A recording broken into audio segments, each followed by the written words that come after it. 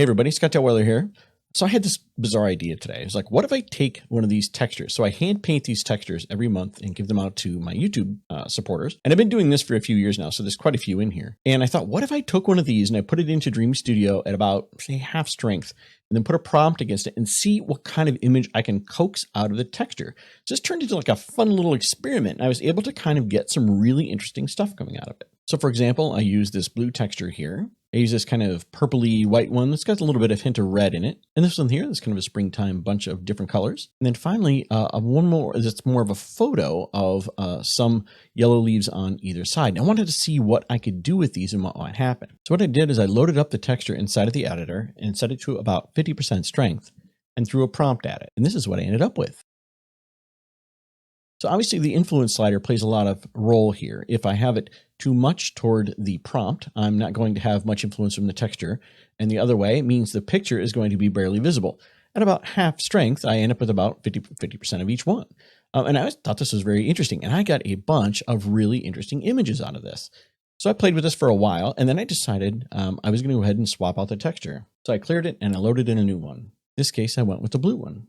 And what I ended up with was pretty cool, albeit the face was kind of a wreck, but what do you expect? We're still in the early days of AI. This has only been a few months and already we've gone a long way.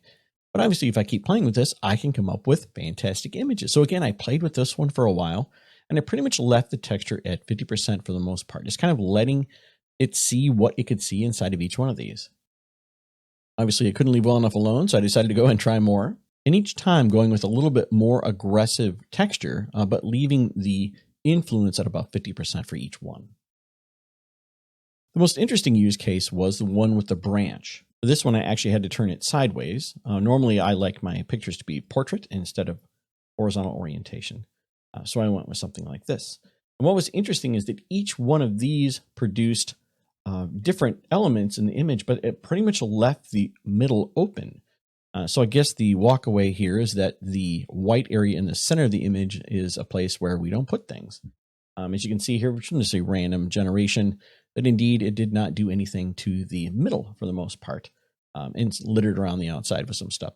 So I think the takeaway here is that if you have some positive pixels, meaning there's something there, like you've seen people upload random sketches and stuff, but I think taking the texture and letting something kind of come out of the texture was a really neat experiment.